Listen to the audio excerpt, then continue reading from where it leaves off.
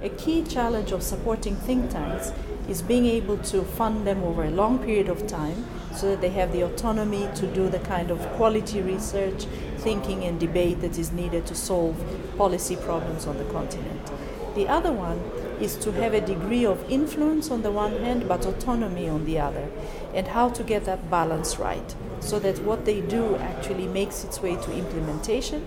but at the same time they're able to do the research and the thinking independently with very little interference in terms of the analytical work itself.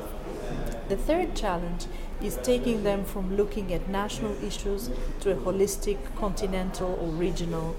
perspective, so that the policies that are moving and being reformed right now can be best adapted to regional questions and continental questions, because that's one of the critical bottlenecks for development in Africa now is the question of regional integration. So helping policy units and think tanks be able to see themselves and the work that they do not only from a national perspective but also from a regional and continental perspective. And perhaps the final one is more around retaining really talented people in think tanks, because whenever think tanks develop and get good people, they get taken away to do other things because there's a shortage of skilled and talented people. So a challenge is to remain an exciting place to work and attracting talented people to come and stay. Those are some of the key challenges.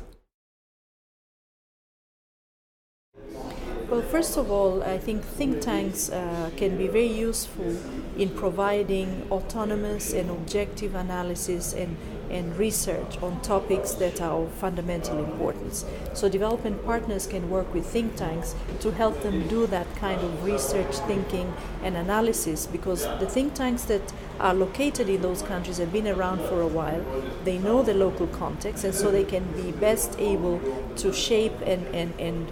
review and refine or even design policy elements that would be of relevance to the country.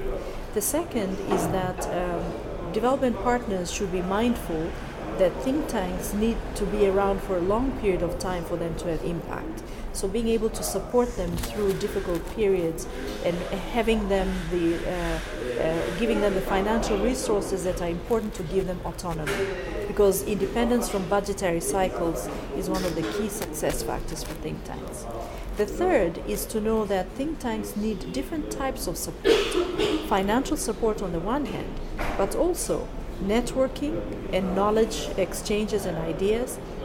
opportunities for working together so that they can learn, peer-to-peer learning, for instance, partnering between think tanks in Africa with think tanks in Europe, or universities in Europe with think tanks in Africa, so that you can have this knowledge sharing and learning.